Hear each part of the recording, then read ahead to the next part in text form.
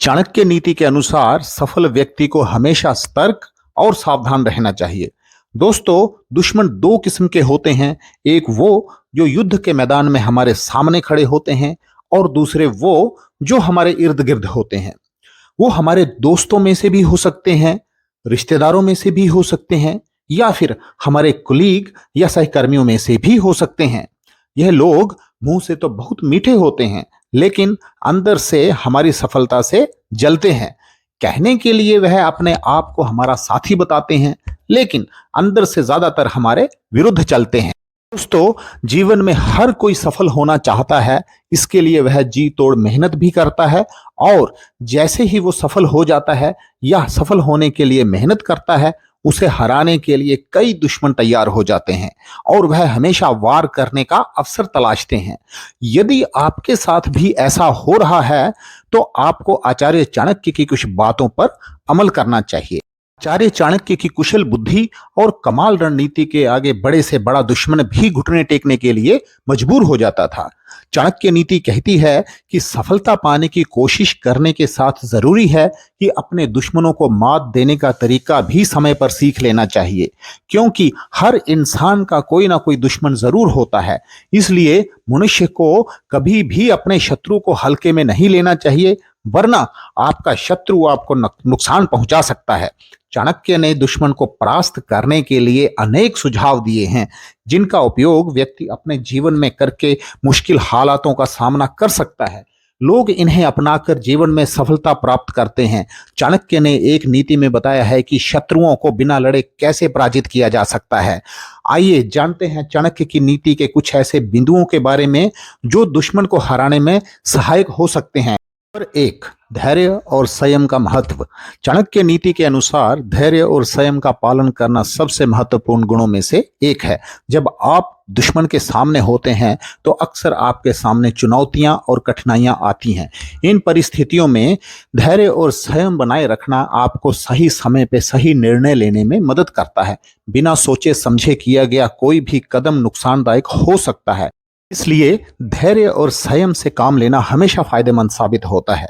Number 2, दुश्मन की कमजोरियों का पता लगाना। चाणक्य नीति में कहा गया है कि दुश्मन को हराने के लिए उसकी कमजोरियों का पता लगाना अत्यंत आवश्यक है। हर व्यक्ति की कुछ न कुछ कमजोरियां होती हैं, और यदि आप इन्हें समझ लेते हैं तो आप दुश्मन को आसानी से पराजित कर सकते हैं।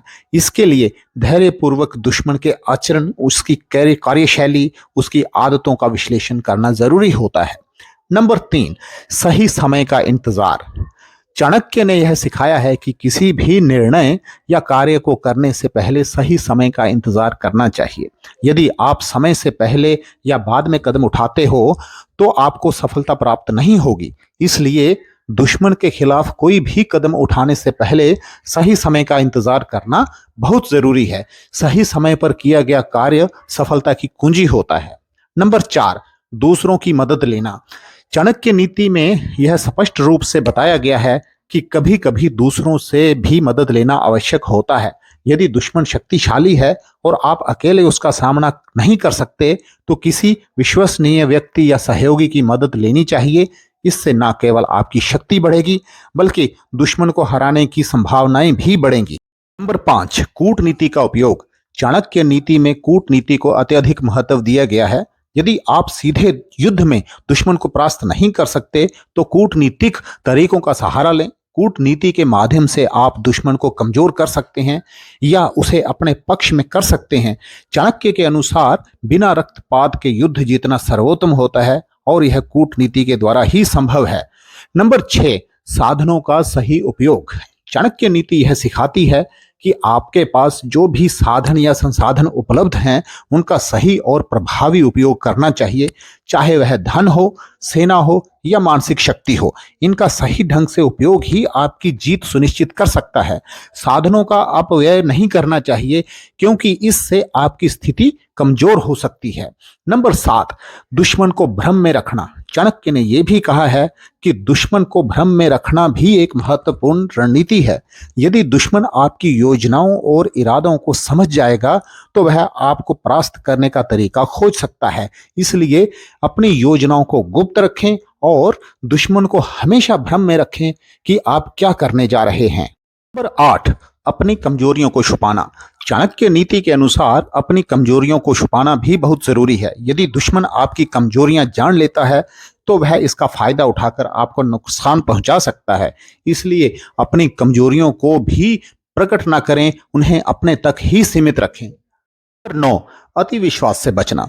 चाणक्य नीति में यह भी कहा गया है कि किसी पर भी अतिशय विश्वास नहीं करना चाहिए, खासकर जब आप दुश्मन के सामने होते हैं। किसी भी स्थिति में विश्वास करने से पहले अच्छे से सोच विचार करना चाहिए, क्योंकि कभी-कभी यह विश्वास ही आपके लिए हानिकारक साबित हो सकता है। नंबर 10, दुश्मन को नजरअंदाज करना। चाणक्य ने यह भी बताया है कि कभी-कभी दुश्मन को नजरअंदाज करना भी एक महत्वपूर्ण रणनीति हो सकती है। यदि दुश्मन को आपकी ओर से कोई प्रतिक्रिया नहीं मिलती तो वह खुद ही कमजोर हो जाता है। इस रणनीति का उपयोग करके आप बिना संघर्ष किए ही दुश्मन को हरा सकते हैं। नंबर 11, शक्ति में करें वृद्धि। चाणक्य कहते हैं, शत्रु इस बात के इंतजार में रहता है कि आप कब कमजोर पड़ें और वह हमला करे। शत्रु कैसा भी हो, व्यक्ति को हमेशा अपनी ताकत में वृद्धि करते रहना चाहिए। नंबर 12, गलत आदतों से दूरी। चाणक्य कहते हैं कि शत्रु कभी भी आपको हानि पहुंचा सकता है, इसलिए गलत आदतों यानी अवगुणों से दूर रहना चाहिए। चाणक्य कहते हैं कि अवगुण व्यक्ति के गुणों को नष्ट कर देते हैं। आपके कमजोर होने पर शत्रु सक्रिय हो जाते हैं, इसलिए शत्रु को पराजित करने के लिए गलत आदतों से दूर रहना चाहिए। नंबर 13, क्रोध पर काबू।